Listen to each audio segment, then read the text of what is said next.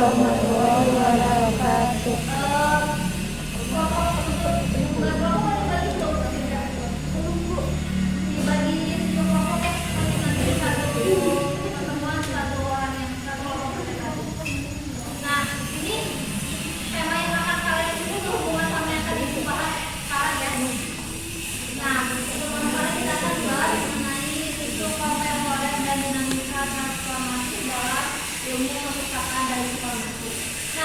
Transformasi yang kalian rasakan dari perpustakaan fleksibel sampai sekarang transformasi yang kalian rasakan dulu sama sekarang apa bedanya? Yang beda apa?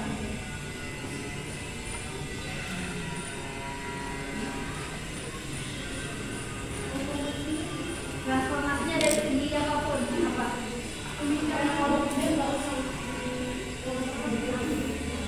Dia ke manual. Itu apa lagi?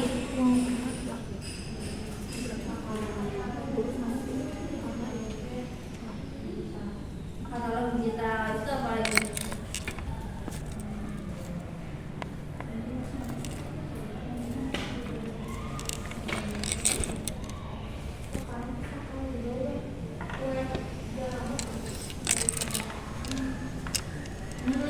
Itu apa lagi? Dari segi teknologinya.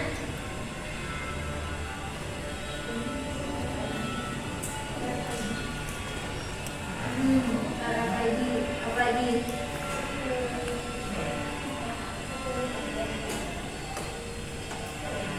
Banyak ya, cuman belum semua perpustakaan sudah menerapkan perubahan tersebut ya. Masih ada beberapa perpustakaan yang masih masuk ke zaman dulu.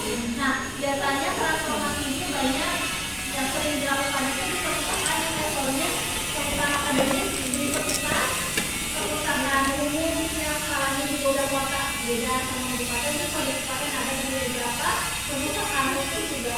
Nah, perubahan tersebut apa aja? Nah, yang pertama tentang evolusi apa kecerdasan AI. Nah, ini aplikasi juga perpustakaan akademis itu contohnya di layanan referensi. Kalau mungkin kalau dulu layanan referensi hanya bersih banget ya. Nah, bagian layanan referensi kan kalau dulu mungkin hanya mengandalkan dari si pustakawannya yang lebih banyak baca buku ya. Karena itu juga nggak mungkin kalau ada informasi. Nah, dengan adanya penggunaan aplikasi AI, entah itu dari GPT atau Gemini atau apapun itu membantu mempermudah. Karena kita nggak bisa tahu semua informasi gitu ya. Apalagi yang di data ini ya, karena kita ada ya gitu. Itu masih sosial gitu. Dengan adanya ini membantu mempermudah mempercepat mencari informasi. Tapi bukan berarti jadi jawabannya ya, tapi jalannya gitu untuk menuju ke sana. Terus kita cari lagi.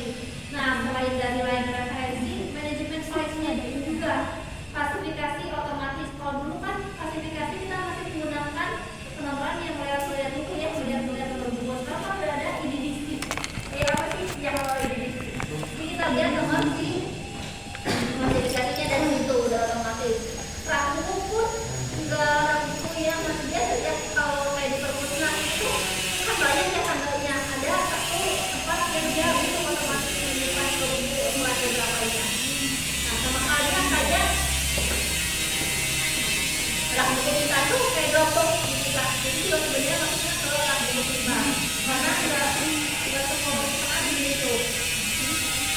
Dukungan riset, alat pencari literatur berbasis AI. Nah, AI juga ini membantu untuk peneliti, entah itu dosen atau dia khusus badan riset, riset doang. Entah kalian apapun itu membantu banget. Nah, cuma belakangannya dia algoritma situasi data dan kebutuhan AI literasi. Nah, karena kalau kita kan bisa memfilter ya mana yang benar, mana yang hoax gitu ya. Kalau kita kan tidak bisa memfilter, makanya kan ditantangnya AI literasi. AI itu jadi literasinya. Dia bisa memfilter karena dia informasi itu langsung dia serap gitu. Dia kan nggak tahu mananya. Terus karena ada kecerdasan AI ini, sehingga privasi kita kan udah yang mudah diambil oleh orang, kebocoran informasi. Jadi sebenarnya ada plus minusnya juga. Dengan adanya AI membantu kita untuk mempercepat dalam proses apapun gitu ya, nanti layanan referensinya, manajemen koleksinya gitu. Nah itu dari AI ya. Apakah ada perpustakaan nggak yang di layanan referensinya udah menggunakan tools AI? Kan kalau layanan referensi nggak pakai tools AI mungkin lama ya, masih pakai website atau dan sebagainya. Dengan adanya beberapa AI jadi lebih cepat. Nah kira-kira ternyata perpustakaan ini nih di bagian layanan referensinya udah menggunakan AI gitu, dia mencari informasinya. Kalau enggak kayak sekarang kan misalnya layanan referensi itu yang manual ya, terus ada layanan referensi yang digital online.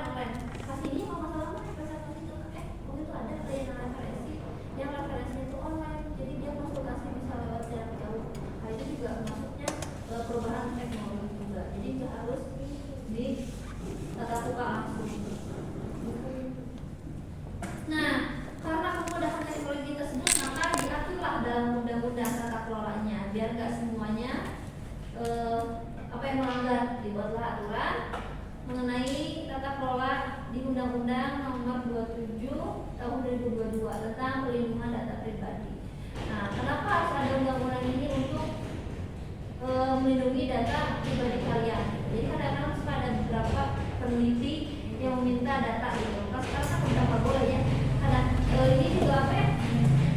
Narasumber di artikel tuh kadang-kadang masih ada beberapa yang enggak ada iya. Suka inisial ya kan? Inisialnya enggak nama atau instansinya di mana tapi namanya inisial gitu biasanya. Pokoknya disamakan gitu. Karena sangat privacy juga aturan. Jadi jangan sampai dengan adanya kemudahan teknologi ini kita mengabaikan nilai etika. Jadi kita tidak menerapkan tersebut.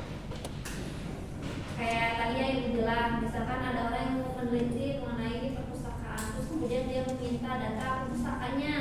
Kita bisa memberikan, tapi bukan berarti semuanya kita berikan. Gitu kayak data-data identitas diri, itu juga terus data peminjaman yang koleksinya itu kita harus jaga privacy. Ini kan berpengaruh ke data pribadi. Fundamental sesuai pasal akses koreksi negara.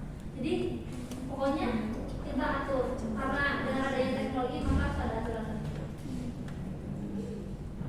Ini juga nih kan kalau dulu tuh dari dulu udah ada jurnal gitu ya, tapi jurnal dulu tuh masih sifatnya tercetak, dicetak. Jadi kayak buku dibuat di jilid gitu jurnalnya. Belum akses sense. Jadi sehingga kita nggak punya websitenya. Nah karena perkembangan teknologi itu selama ini kemarin kita nggak bisa pergi kemana-mana, maka semakin banyak jurnal-jurnal yang open science ini, sehingga kita bisa menikmati posisi peringkat dunia dalam jurnal open access. Nah ini juga berpengaruh dengan ini peran lokal Garuda sebagai repositori. Nah dulu tuh perpustakaan tuh belum banyak yang punya repositori. Kalian tahu nggak repositori di sini apa?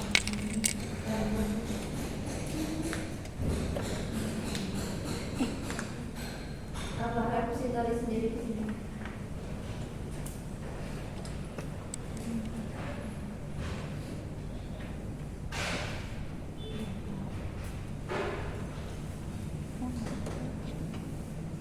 Repositori di sini itu adalah tempat menyimpan beberapa data yang berhubungan mengenai hal tersebut gitu ya. Contohnya kayak universitas, repositorinya di universitas itu isinya kebanyakan tuh skripsi gitu ya, terus sama jurnal-jurnal. Nah karena kan sempat pandemi ya, jadi yang dulu misalkan penyimpanan filenya masih dibentuk di dalam laptop, karena ada repositori ini kita simpan di repositori. Jadi repositori itu tempat penyimpanan tapi website gitu loh yang bisa kalian akses. Tapi kalau bermasalah ini kalau biasanya cuma ada apa ya linknya kayak akses kalian sebagai mahasiswa untuk bisa mengaksesnya. Nah adanya ini tuh ada konsensus ini dengan ada repositori itu membantu strategi BRIS untuk konsolidasi sumber daya riset nasional dan pengembangan data file. Kalau dulu tuh perpustakaan belum punya banyak repositori ya, nggak semua universitas punya ini karena skripsi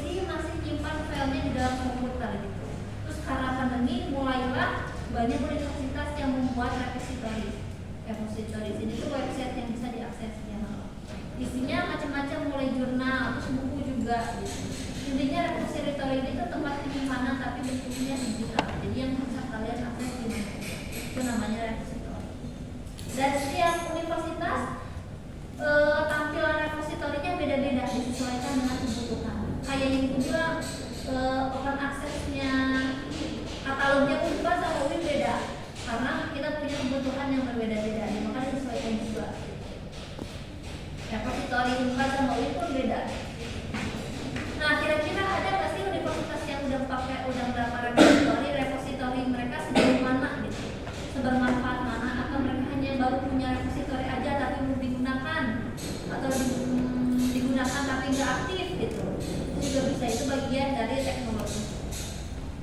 Biasanya yang udah punya repositori itu level universitas. Kalau sekolah nggak punya, mereka punya repositori.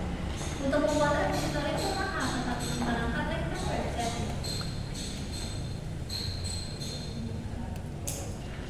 Nah, ini ada transformasi berbasis inklusi sosial. Nah, transformasi ini sejalan hubungan dengan kegiatan SDGs. Jadi transformasi inklusi sosial ini tuh lebih ke aplikatif ya. Kan kalau kebanyakan kalau perpustakaan tuh bikin kegiatannya tuh yang kurang sesuai dengan kebutuhan masyarakat. Nah, kalau inklusi sosial itu disesuaikan dengan kebutuhan masyarakat. Contohnya implikasinya perpustakaan sebagai market space untuk pelatihan keterampilan ekonomi. Jadi kita membuat kegiatan yang langsung aplikatif, disesuaikan dengan kebutuhan yang ada di lingkungan tersebut. Contohnya di tempat tersebut tuh kayak mayoritas masyarakatnya petani, otomatis kita akan mengadakan pelatihan atau pelatihan. Biasanya kalau sebenarnya cuma gitu doang, pelatihan yang membuat kayak contohnya biar si tanamannya nggak banyak hama-nya, kiat-kiatnya seperti apa. Jadi tapi bukan cuma ngomong doang ya, tapi harus diaplikasiin, jadi lebih aplikatif. Contohnya kayak misalkan cara membuat menjahit, kita tuh langsung praktek menjahitnya gitu, jadi nggak cuma ngomong-ngomong aja tapi langsung aplikatif. Nah, terus kayak misalkan pupuk kan mahal ya, gimana cara membuat pupuk organik kayak apa aja. Nah itu jadi untuk menaikkan nilai perekonomian di masyarakat intinya gitu. Jadi untuk membuat masyarakat di lingkungan tersebut lebih maju. Nah ini kan sejalan dengan melawan kemiskinan struktural melalui akses pengetahuan bagi kelompok rentan. Jadi ada beberapa kelompok rentan. Jadi ketika mereka tidak diberikan edukasi, mereka tidak tahu. Nah kelompok rentan ini langsung kita berikan edukasinya langsung aplikatif, langsung kita praktekkan gitu, disesuaikan dengan kebutuhan mereka. Jadi kalau di universitas misalkan buat kegiatannya itu tetap pelatihannya apa? Itu udah disesuaikan dengan kebutuhan emang si masyarakat yang kadang-kadang ada ya emang gak butuh buku banget gitu ya, tapi kayaknya beda buku, contohnya kegiatan di perpustakaan beda buku itu kan sebenarnya kurang aplikatif ya, nggak semua perpustakaan membutuhkan acara kegiatan beda buku. Mungkin yang dibutuhkan oleh perpustakaan, apalagi levelnya universitas tuh contohnya penggunaan citasi ya, entah itu pakai Mendeley, entah itu pakai Berkeley, itu kan lebih aplikatif, langsung kita praktekkan. Jangan cuma ngomong-ngomong aja, tapi misalkan buat itu pelatihan nanti membawa laptop gitu ya, jadi langsung praktek gitu. Itu yang lebih inklusi sosial, itu yang dimaksud dengan inklusi sosial. Nah kalau ini lebih ke untuk memajukan perekonomian, yang melawan kemiskinan. Nah targetnya peningkatan indeks pembangunan literasi masyarakat. Nah jadi kita tuh untuk menarik masyarakat untuk bisa membaca tuh kita mulai dari melakukan kayak pelatihan yang disesuaikan dengan kebutuhan mereka sehingga mereka mau mencari informasi gitu.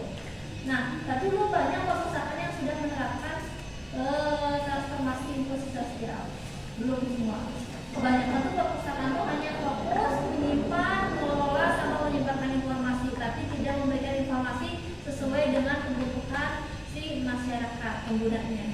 Impactnya nggak banyak. Padahal kan kita datang ke perpustakaan untuk mendapatkan informasi. Tapi nggak sekedar, mungkin kalau kita mahasiswa ya untuk informasi aja, tapi untuk di pelosok-pelosok tuh langsung ke prakteknya kan, mereka nggak cuma butuh omong kosong aja gitu. Kadang-kadang misalkan mereka baca pun belum tentu paham, makanya langsung ada ruang tersendiri langsung gunanya untuk meningkatkan perekonomian mereka. Jadi mereka nggak sulit perekonomiannya kan untuk melawan kelompok rentan. Jadi inklusi sosial itu mereka berfokus pada kelompok rentan aja. Nah, kayak nih smart library yang tadi ya, ada inovasi teknologi RFID. Nah, identifikasi otomatis koleksi tanpa kontak fisik. Nah, kalau dulu kan untuk kita menginput data buku apa ini yang mau dipinjam kan di ini ya, di entry manual. Nah, terus dengan perkembangan teknologi ada barcode, kita scan nih pakai barcode langsung otomatis terdata, ya enggak? Nah, kalau sekarang udah ada punya satu alat yang kalau kita nyimpan koleksi udah langsung dibaca otomatis kan? Ya. Jadi juga ada kan kita punya koleksi nih, kita simpan bukunya langsung baca buku apa aja. Ini juga bagian dari perubahan teknologi. Nggak semua perpustakaan punya alat seperti itu. Nah, sistem peminjaman mandiri self-service berbasis mobile. Kalau ini kayaknya belum ada deh yang berbasis mobile ini. Biasanya yang tadi juga udah cukup bagus yang dibilang kita menyimpan koleksi sendiri langsung terbaca itu juga ini. Dropbox juga itu bagian dari perubahan teknologi jadi smart library karena nggak semua perpustakaan tuh punya. Misalkan kadang-kadang banyak si pemustaka yang datang ke perpustakaannya tuh mepet-mepet jam tutup nih. Kemudian pustakawannya, tuh nggak bisa nih udah tutup nih nggak bisa menerima pengembalian buku. Sedangkan kalau di besoknya dia akan kena denda. Gitu. Belum tentu besoknya buka. Kalau datanya hari Jumat, ya berarti nunggu Senin dong. Nah, makin banyak denda dia. Dengan adanya Dropbox, kalian bisa mengembalikan jamnya kapan aja. Gitu kan? Kalau pengembalian buku kan bukan di jam kan, tapi di hari ya. Mau malam mau apa juga bisa. Kalau jam perpustakaan kan dibatas gitu. Dengan adanya Dropbox, kalian bisa mengembalikan buku di hari yang sama, tapi jam berbeda di layanan. Itu kan bagian dari smart library juga. Itu inovasi. Selain itu, pameran asli imersif untuk menjaga memori kolektif bangsa. Kalau pameran arsip tentang koleksi memori itu jarang ya, kebanyakan kalau pameran itu lebih ke galeri ya. Karena kita tuh udah ada museum, jadi merasa udah cukup di museum, nggak perlu ada pameran mengenai kebangsaan atau apapun gitu. Padahal sebenarnya itu bagian penting juga gitu. Nah, itu bagian dari smart technology. Ada beberapa perpustakaan yang sudah punya tadi RFID.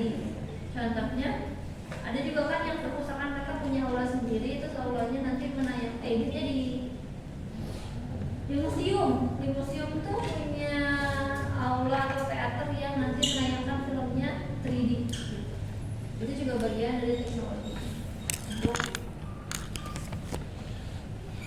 Menarik sih pengunjung datang ke museum.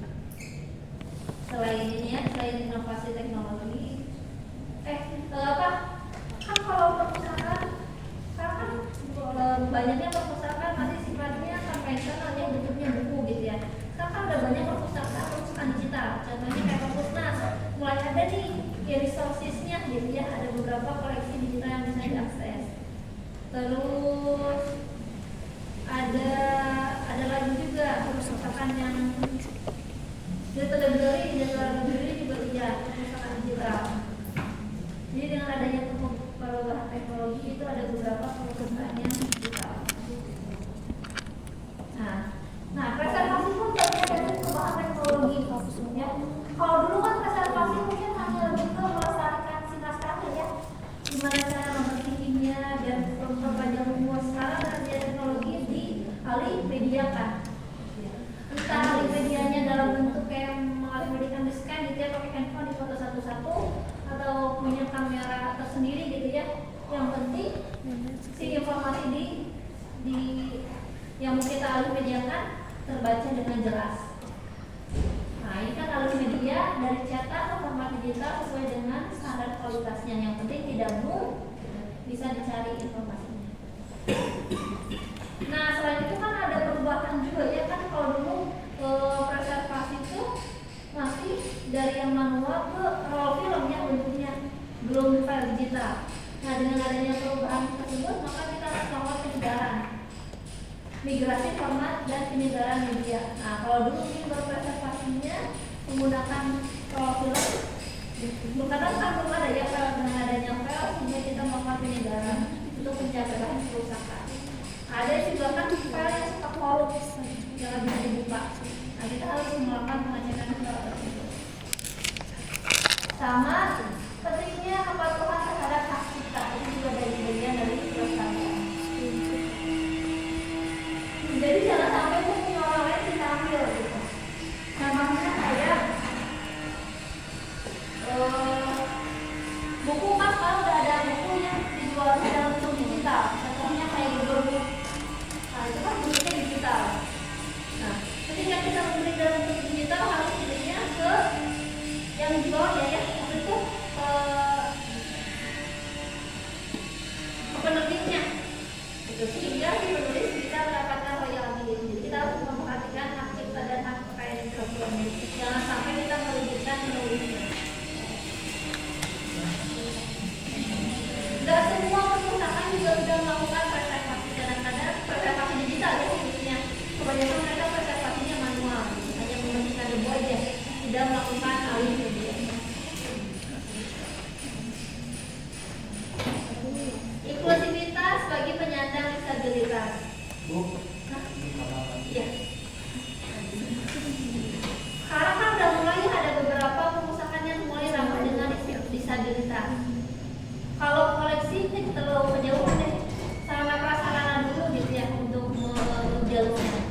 Kalau dulu mungkin belum ada ya jalur untuk kursi roda atau pegangan tangannya gitu.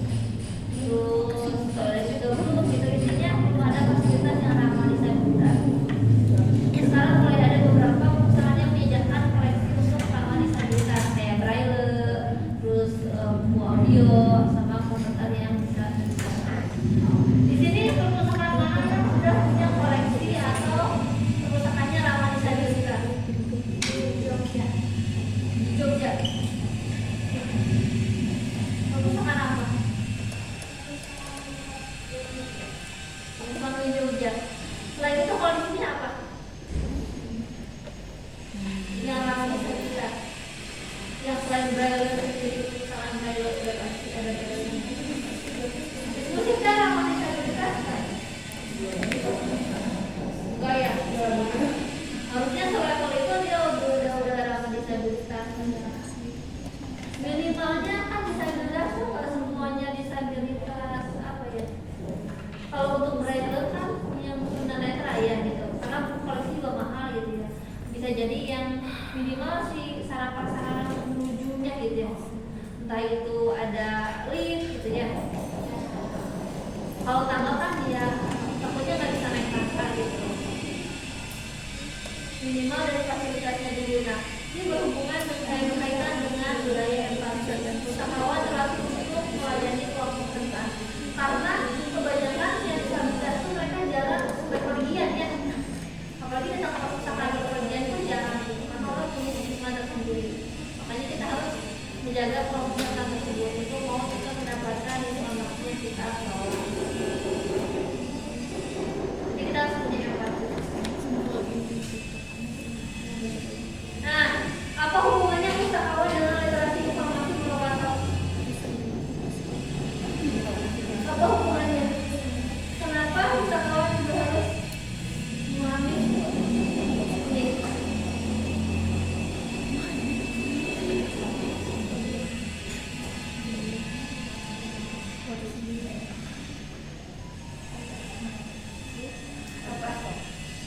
Apa hubungannya pustakawan dengan literasi digital? Kenapa itu jadi bagian penting penting di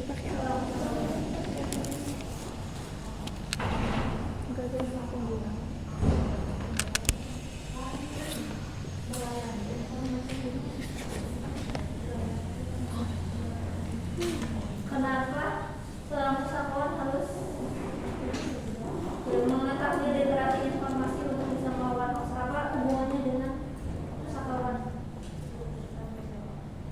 Ya, karena pustakawan sendiri itu orang yang expert dalam informasi. Hanya segala hal yang bersangkutan tentang informasi sampai ke hoax itu seharusnya dipikirkan sama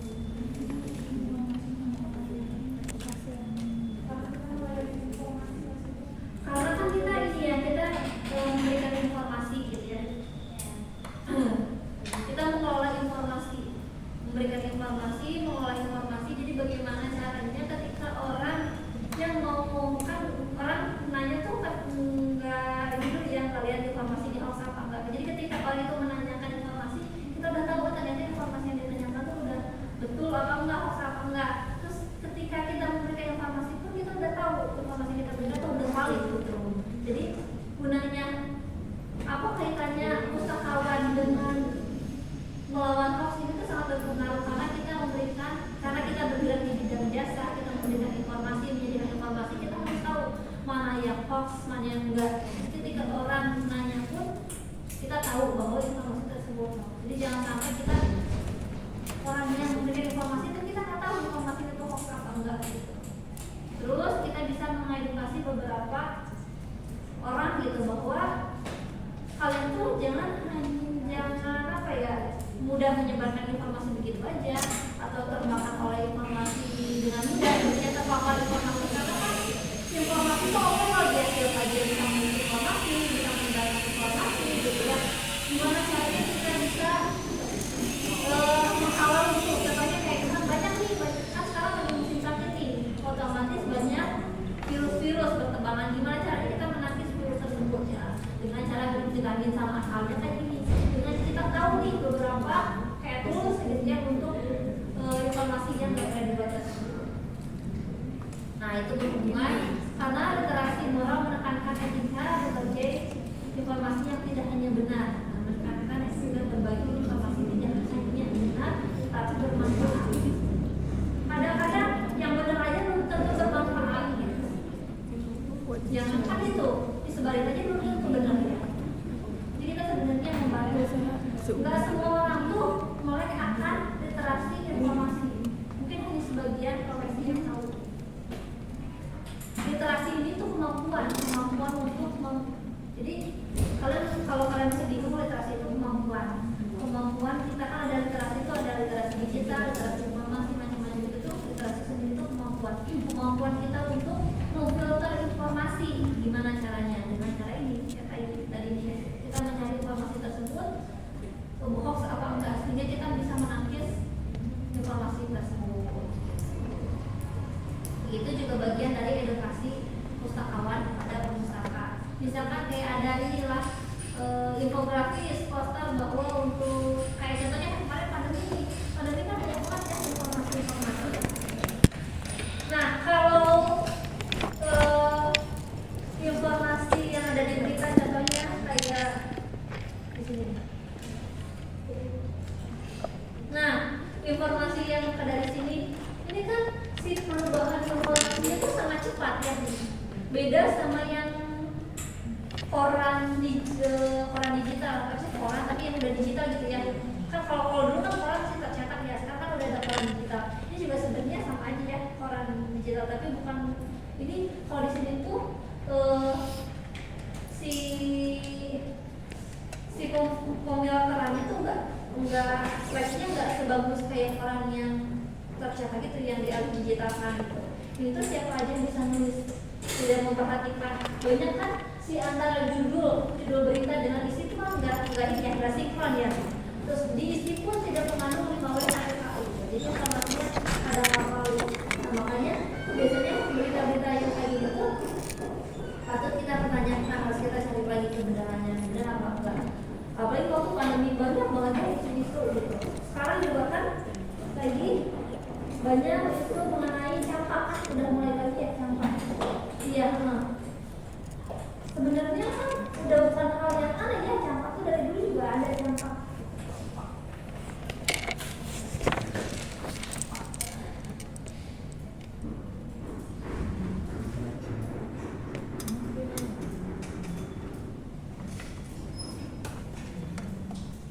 Nah ini pustakawan kita di masa depan. 5 tahun ke depan kita akan mungkin tidak semuanya ya, ada beberapa perpustakaan yang sudah menerapkan penguasaan teknologi dalam proses di perpustakaan. Contohnya kayak tadi manajemen melakukan klasifikasinya atau menjawab di bagian lain referensi atau kita menarik data atau melakukan analisis. Kan misalkan kayak analisis kunjungan nih, berapa banyak yang berkunjung di bulan ini, terus yang banyak berkunjung tuh di semester berapa atau di jurusan mana, itu kan perlu analisis ya. Kalau dulu mungkin analisisnya masih manual, kalau sekarang kan udah banyak terus gitu ya, jadi langsung bentuk ada infografis gitu ya, atau enggak diagram yang memudahkan kita untuk membaca informasi tersebut. Nah itu di kedepannya kita harus bisa menggunakan teknologi tersebut, jadi untuk mempermudah kinerja kita. Jadi kalau di perpustakaan ya mungkin kita sebagai manusia akan digantikan oleh robot, enggak bisa. Tapi Tapi kita harus balance dengan teknologi yang tadi gue bilang ya, untuk melakukan analisis kunjungan, peminjaman dan sebagainya kan kita harus punya data nih. Nah, kalau dulu kan datanya masih manual dilihat satu-satu, dengan adanya teknologi kita langsung bisa masukin datanya, kemudian tarik ada diagram tersendiri. Kunjungannya ternyata bulan ini paling banyak kunjungan fakultas ada nih. Kalau yang paling sedikit fakultas tarbiyah karena jauh atau gimana, nah itu kan ada tuh ada untuk analisis data. Oh ternyata misalnya kalau yang ujungnya sedikit dengan kampus gua, oh wajar lah berarti kalau kampus gua ujungnya sedikit gitu, karena jauh. Kalau di sini, oh ternyata kenapa nih fakultas misalkan sebelahan tuh psikologi, kenapa fakultas psikologi nggak banyak yang ada perpustakaan padahal dekat tinggal nyebrang. Nah itu kan harus dianalisis. Kenapa? Oh berarti mungkin sosialisasinya kurang atau apa itu kan, jadi bisa masukkan kita ke depannya gitu. Nah, dengan adanya AI juga untuk mempermudah segala macam, bukan berarti kita menghilangkan empati, komunikasi asosiatif dan manajemen emosi. Jadi tetap memperhatikan itu. Jadi jangan sampai ada mustaka yang datang kita nggak ramah, gitu, nggak komunikasi tetap aja. Nah, peran kita sebagai pustakawan itu sebagai server penyelamat masyarakat di tengah bagian informasi. Kenapa kita menjadi peran ini?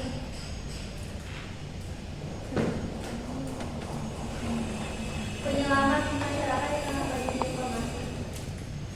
Kan akan tenggelam juga. Dia mau bantu mereka berkomunikasi masing-masing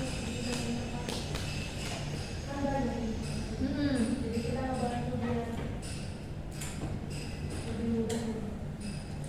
Ya, kalau yang lain apa? Ya. Kenapa kita harus menjadi masyarakat penyelamat di tengah bagian informasi? Emang seberpengaruh apa bagian informasi untuk pustaka?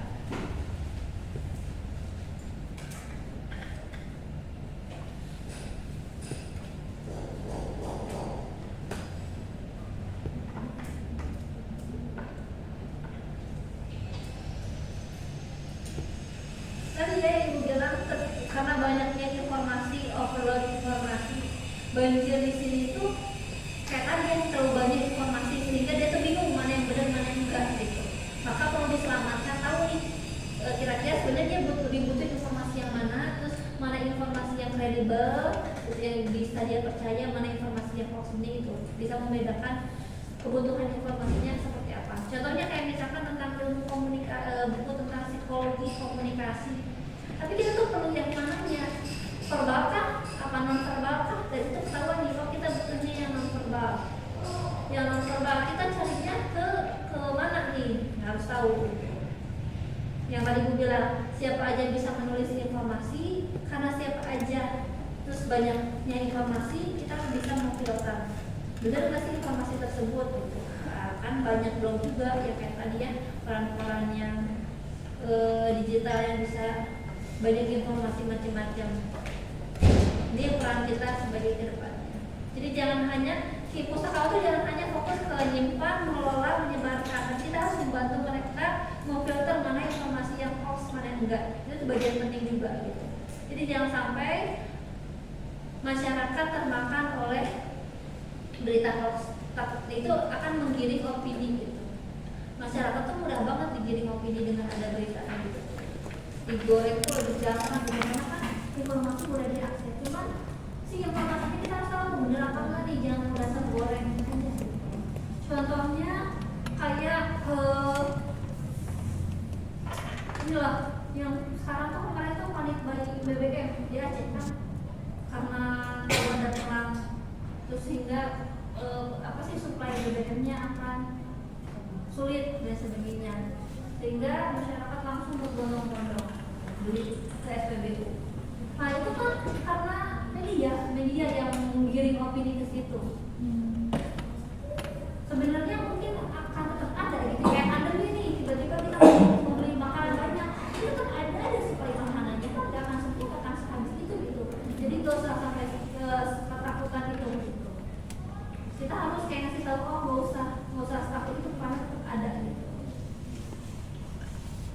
Jadi menyelamatkan dengan menjadi informasi. Nah intinya kita inovasi dan kolaborasi. Jadi kita harus menghilangkan stigma gudang buku. Nah, contohnya kayak sebenarnya maju apa enggak perpustakaan itu dilihat dari pimpinannya seberapa berpengaruh. Contohnya kayak perpustakaan sekolah. Dulu kan perpustakaan sekolah itu udah yang penting ada perpustakaan, kadang jadi gudang, kadang ada perpustakaan tapi nggak pernah dibuka gitu, atau nggak ada perpustakaannya gitu ya, nggak ada pustakawannya, nggak ada yang muncul atau apapun. Karena sekarang perpustakaan bagian dari akreditasi sekolah, otomatis pimpinan akan semakin aware bahwa ini harus ada di perpustakaan nih. Jangan cuma ada doang, tapi bukunya juga harus diklasifikasikan, dikatalogkan, kemudian harus ada yang minjem, membeli dan sebagainya. Di situ kan mulai paham gitu. Ternyata penting itu perpustakaan, makanya kan ada transformasi. Nah, yang dari gudang buku sehingga menjadi pusat inovasi. Inovasi di sini yang berbasis inklusif. Jadi si perpustakaan itu disesuaikan kegiatannya dengan kebutuhan si pemustaka. Jadi jangan sampai pemustaka butuh apa, kita bikin kegiatan apa. Yang banyak mungkin satu ke kanan, yang satu ke kiri. Nah, selain jadi inovasi, harus bisa berkolaborasi. Contohnya kita mengadakan kegiatan yang berkolaborasi dengan perpustakaan lain gitu, untuk sama-sama bersinergi untuk memajukan perpustakaan tersebut. Jadi kita sebagai pustakawan itu jangan hanya fokus menyimpan, mengelola, sama menyebarkan informasi gitu. Tapi inovasi juga perlu perubahan ini. Jadi jangan sampai kayak misalnya kayak tadi ibu bilang menyimpan, mengelola, menyebarkan. Kalau kayak gitu cuma proses itu nggak perlu dong adanya kayak klasifikasi atau kayak pakai slim, bisa lah, nggak usah pakai slim. Ini kita udah punya pendataan manual. Ini kan udah bisa kalau kita mengikuti inovasi teknologi, ada iris, ada slim, itu kan bagian dari inovasi juga.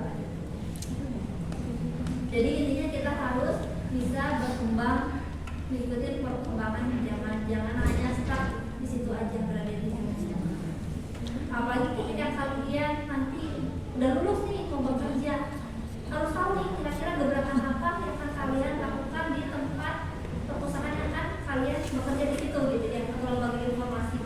Nah, dengan adanya ini tahu ternyata ada beberapa perusahaan nih yang udah menerapkan kayak tadi ya, smart library.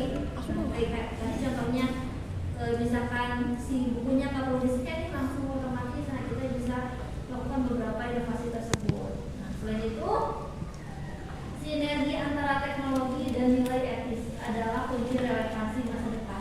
Jadi jangan sampai dengan adanya kemudahan teknologi kita mengabaikan nilai etika sendiri gitu. Privasi ada di kursi. Nah, jadi kayak tadi ya, privasi. Dengan adanya teknologi kan semua kita menginput data-data kita ya, mulai dari data pengguna gitu ya. Ketika kita mau daftar pustaka, jadi pustaka, daftar kunjungan dan sebagainya, kita harus menjaga privasi data-data tersebut. Itu adalah kunci masa depan. Selain itu juga etika, ini juga sangat mempengaruhi. Nah, literasi untuk kesejahteraan, pustakawan untuk kemajuan bangsa. Jadi kan literasi itu kemampuan untuk mensejahterakan diri dia sendiri. Adanya perpustakaan untuk membantu memajukan bangsa. Jadi kita nggak perlu nggak semua orang bisa mampu membeli informasi atau membeli buku. Dengan adanya perpustakaan kita memberi fasilitas ke orang-orang yang belum bisa mengaksesnya. Tapi bukan berarti karena mereka nggak punya, jadi mereka nggak bisa mengakses. Kemudian nggak tahu. Jadi adanya perpustakaan itu memajukan. Tapi tergantung juga sih kalau orang yang nggak mau perpustakaan itu dia susah untuk memajukan bangsa. Contohnya kayak indeks baca masyarakat kita tuh masih sangat kecil karena budayanya juga emang gak sebagus luar negeri gitu ya. Mereka yang mau kemana-mana, yang jam perpustakaannya lebih dari 8 jam, itu kan ada yang perpustakaan malam ya gitu. Kan nggak, namanya perpustakaan yang misalnya universitas lah ya. Kalau di luar negeri itu mereka nggak sampai malam. Kalau sampai sore kan kadang-kadang kita ada kelas sampai sore ya. Terus pas kita ada kelas mereka udah tutup ya, karena kita ke perpusnya nggak ada waktu. Ya kayak sekolah juga kan, jam buka perpustakaan sekolah sama kayak jam sekolah. Kita buat perpustakaan tutup ya, terus kita ke perpustakaan itu juga kan sampai jam kosong. Jadi untuk bisa memajukan mereka datang ke perpustakaan ada waktunya, itu juga sebagai bagian dari evaluasi. Makanya perpus nasional kan balik lagi ya, sebenarnya kalau seandainya PGB